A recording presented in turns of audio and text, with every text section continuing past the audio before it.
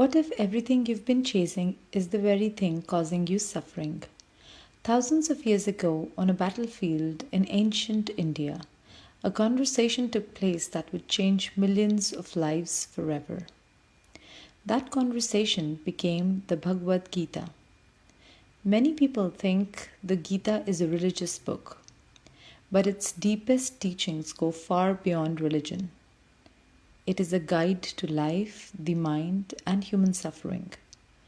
And among all of its wisdom, there is one teaching that stands above the rest.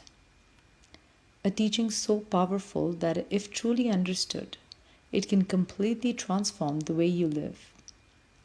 The teaching is this: do your duty, but do not become attached to the results. At first, this sounds simple, but it is one of the hardest lessons for human beings to follow. Think about it. Most people spend their lives worrying about outcomes. Will I succeed? Will people like me? Will I make enough money? Will my plans work out? The mind constantly jumps into the future, trying to control things that are often beyond our control. And because of this attachment to results, people become anxious, stressed, frustrated, and afraid. In the Bhagavad Gita, Lord Krishna tells Arjuna that he has control over his actions, but not over the fruits of those actions. This means you can control your effort, you can control your choices, you can control your attitude, but you cannot control every outcome. There are simply too many factors outside your influence. When we become attached to results, we suffer. When we focus on action itself, we become free. Imagine planting a tree.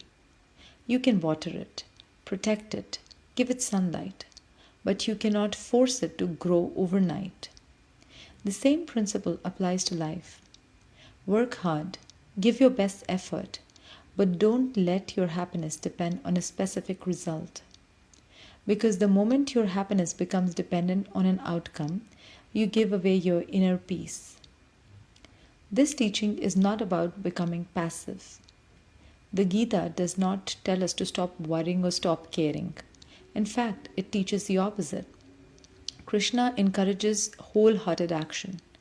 Give everything you've got. Work with discipline. Pursue excellence. But remain calm whether success comes or not. This state of balance is called yoga in Gita. Not just physical postures, but mental balance. The ability to remain steady during both victory and defeat. Most people believe peace comes after success. The Bhagavad Gita teaches that peace comes before success. Because a peaceful mind makes better decisions. A peaceful mind sees clearly. A peaceful mind is not controlled by fear. And perhaps this teaching is more important today than ever before. We live in a world obsessed with results, followers, views, money, status, achievement. People constantly compare themselves to others. They feel like they're falling behind. But the Bhagavad Gita reminds us that our value is not determined by external outcomes. Our responsibility is to act with sincerity, integrity, and effort. The results will come in their own time, or they may come in a completely different form than we expected. Either way, we continue moving forward. This single teaching has helped people for thousands of years. It has guided warriors, leaders, thinkers, and ordinary people through life's challenges. And perhaps today it can help you too. So the next time you find yourself worrying about the future, remember this wisdom from Bhagavad Gita.